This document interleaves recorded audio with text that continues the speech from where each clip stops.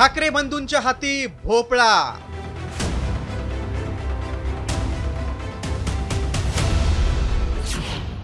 बीएमसीच्या litmus टेस्टमध्ये Thackeray fail.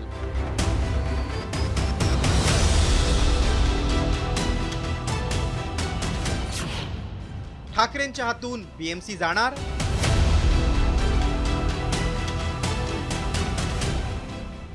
वाजत गाजत एकत्र आलेल्या ठाकरे बंधूंना पहिल्याच घासाला मिठाचा खडा लागलाय. मुंबई महापालिकेची लिटमस टेस्ट मानल्या जाणाऱ्या बेस्ट पतपेढी निवडणुकीत ठाकरे ब्रँड फेल ठरलाय. 9 वर्षांपासून सत्तेत असताना आणि दोन्ही ठाकरे एकत्र आल्यानंतरही बेस्ट पतपेढीच्या निवडणुकीत मात्र त्यांना भोपळाही फोडता आला नाही.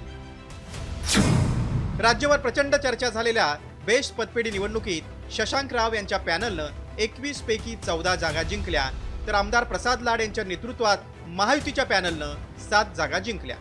मात्र दोन्ही ठाकरे बंधूंची ताकद एकत्र येऊनही त्यांना एकही जागा जिंकता आली नाही. कामगारांच्या हिताकडे दुर्लक्ष केल्यामुळे ठाकरेंना भोपळा मिळाल्याचं मत शशांक राव यांनी व्यक्त केलंय.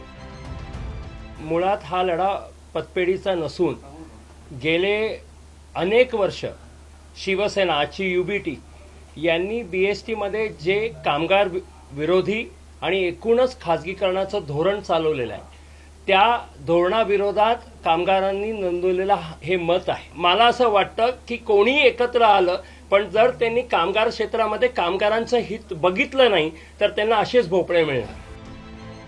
तर दुसरीकडे संजय राऊतांनी मात्र आपल्याला निकाल माहितीच नाही अशी अजब प्रतिक्रिया दिली. माझ्याकडे खरोखर माहिती नाही. मी पूर्ण माहिती घेतल्याशिवाय बोलणं. तुम्ही आता सांगताय म्हणून एका पतपेढीची निवडणूक आहे ती. बेस्ट पतपेढी निवडणुकीत पराभवानंतर ठाकरेंवर टीका करण्यासाठी शिंदेंच्या हाती आयतच कोलीत मिळालंय. खरं म्हणजे पुढे जाणार मागे जाणार हे कोणी ठरवतं, जनता ठरवत असते. आणि म्हणून या महाराष्ट्रातल्या जनतेने ठरवलेलं आहे की जे काम करणार त्यांना पुढे न्यायचं, जे घरी बसणार त्यांना घरी बसवायचं. पतपेढीची ही निवडणूक ज्यांनी प्रतिष्ठेची केली होती आणि आपलीच सत्ता येणार अशी भीमगर्जनाही केली त्या भाजपलाही अवघ्या 7 जागांवर समाधान मानावं लागले. मात्र विजयापेक्षा ठाकरे पराभूत झाल्यानं भाजपनं आनंद व्यक्त केलाय. पहिली गोष्ट तर 7 जागा मिळाल्या का 9 मिळाल्या का 21 मिळाल्या यापेक्षा ज्यांनी फार मोठा बोलबाला केला, ठाकरे ब्रँड म्हणून बोलबाला केला, मुंबई आमची, मराठी आमची, ही पतपेढी जिंकलो तर महापालिका आम्हाला मिळणारच, त्या ठाकरे ब्रँडचा पुरा धुवा उडवला आणि त्यांचा करेक्ट कार्यक्रम माझ्या माध्यमातून केला गेला आणि ठाकरे ब्रँडला 0 जागा मिळाल्या याचा मला जास्त आनंद आहे. मनसेनं मात्र बेस्ट पतपेढीत दारुण पराभवानंतरही आपली हार मानलेली नाही. लिटमस टेस्ट वगैरे मांडण्याची गरज नाही. युद्ध अजून संपलेलं नाही कारण अजून आम्ही जिंकलेलो नाही. त्यामुळे युद्ध चालूच आहे आणि युद्ध तसंच चालू राहील. आणि लाडांसाठी त्यांचे गुरु देवेंद्र फडणवीस यांनी म्हटलेलं एक वाक्य त्यांना पुन्हा एकदा सांगतो, मेरा पानी उतरता देख, किनारे पे घर मत बसा लेना, मैं समुंदर हूं, वापस लौट के आऊंगा.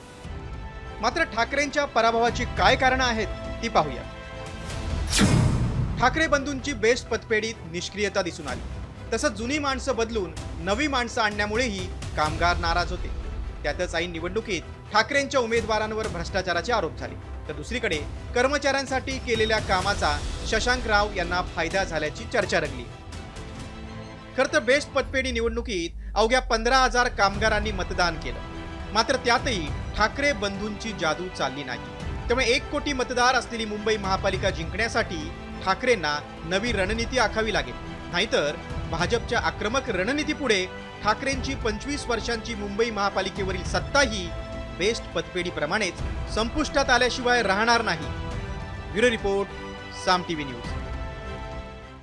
आता isakal.com आहे देशातील नंबर 1 ची मराठी न्यूज वेबसाईट. प्रत्येक अपडेटसाठी isakal.com ला नक्की भेट द्या.